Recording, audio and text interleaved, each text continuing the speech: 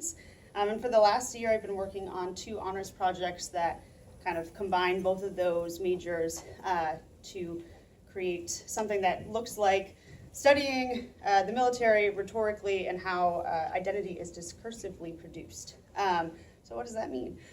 So what I've done for the past year is I've worked with a set of interviews that I conducted with veterans and civilians, where I talked to them about what does the hero identity mean? How do you define it? Who is a hero and who is not a hero? Which may seem like the same question, but it was actually a really important distinguishing place to begin my research. So in my first honors project, which I talked about this morning, but is kind of important for you to understand to take off from, I did this research to look at the differences between the 2 concepts of heroism between veterans and civilians. And it was really important to me to do that research. That was the first honors project that I decided to do.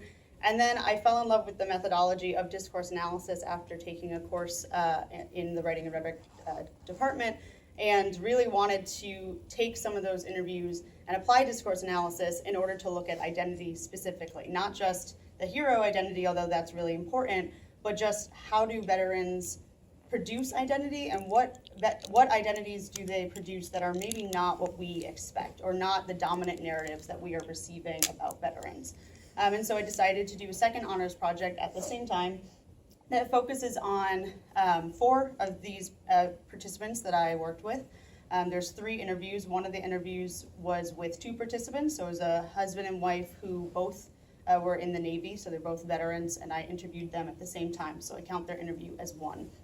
So I was really inspired to do a discourse analysis on an interview because I, in my talk and text course, did an interview with my best friend who is a recent veteran, and began to be able to look at how her identity was produced, how she was making sense of the hero identity.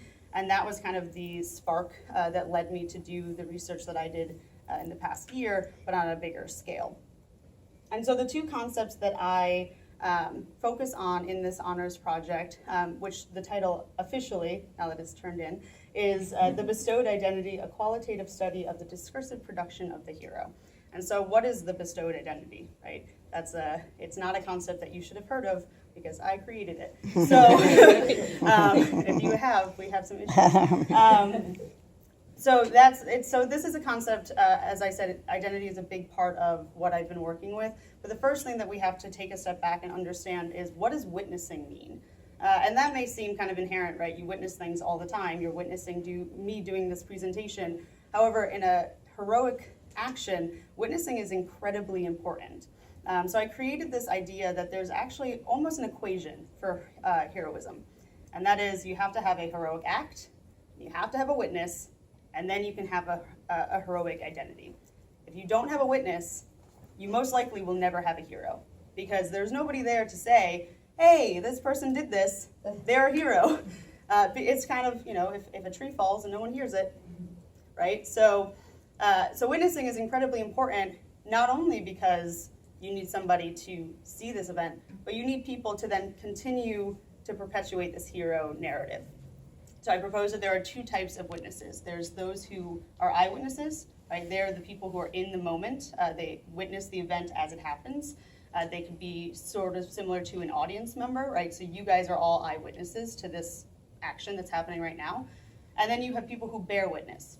So if Sarah goes and tells her friend about Taylor did this presentation, she's bearing witness to my action, all right? And so then it becomes a chain of witnessing.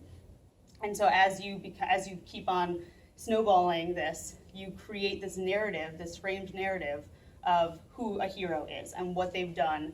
And sometimes that's not entirely true to what happened anymore, right? Because you've added all these layers. And so that's why it's a framed narrative, right? And not a truth. And so this chain of witnessing is also incredibly important because the media often becomes involved, right? So how often do you hear about a heroic event in the military from somebody you know? Or do you hear it from, the news or a film or a book or something along those lines?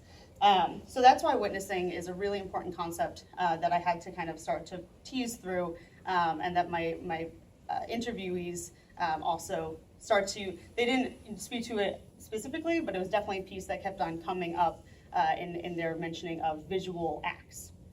And so then there's this bestowed identity, right? So as I said, Sarah could say, oh, I saw Taylor's her performance, right?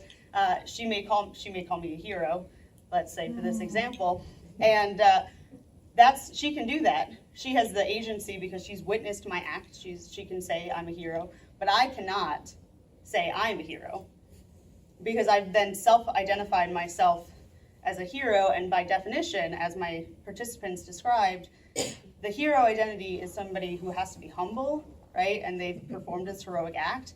And by self-identifying, by saying, I'm a hero, I did this selfless thing, and well, then now I'm revealing that maybe I had other motivations, right, for performing this act. And so the bestowed identity, as my veteran participants make sense of it, has to be bestowed upon them, right? And so this, right, means all well and good, but like, who cares, right?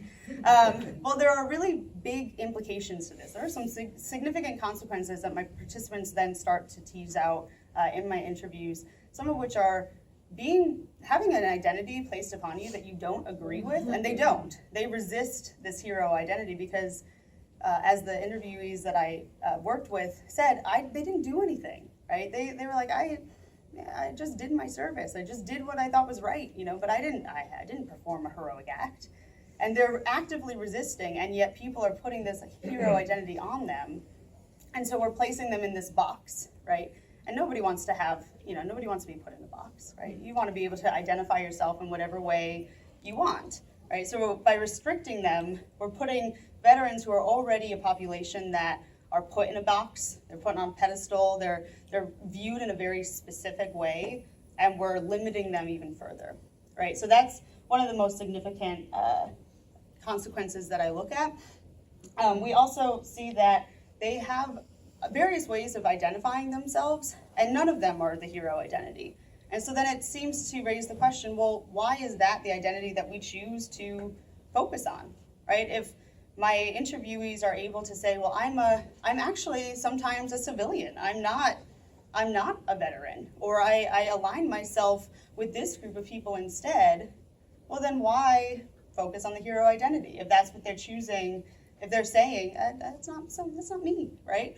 And so by not hearing those things, we're perpetually putting them in this box, right?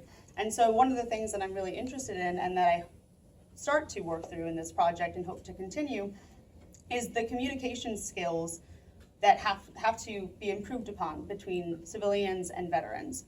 Because in my experience with these interviews, my participants were able to clearly articulate that they were resisting the hero identity, and they were identifying themselves as civilians, as veterans, as husbands and wives and all this. And I could hear that in my interviews. And so it seems to be that there needs to be a change in the way in which we hear veterans, so that we can let them say, this is how I want to be identified. This is how I want you to see who I am, right? And not assume that the hero identity is this positive image that they are grateful for. Not that what we're doing is wrong, but maybe we should listen to what they're trying to tell us instead and let them choose the identities that we place upon them. And so this is work that I hope to continue. I will be attending grad school at Carnegie Mellon in the fall for the next year, so I officially accepted yesterday. So, so this is work that they seem to be really supportive of, and I hope to be able to continue in order to work on those communication strategies to build upon this research. So, thank you.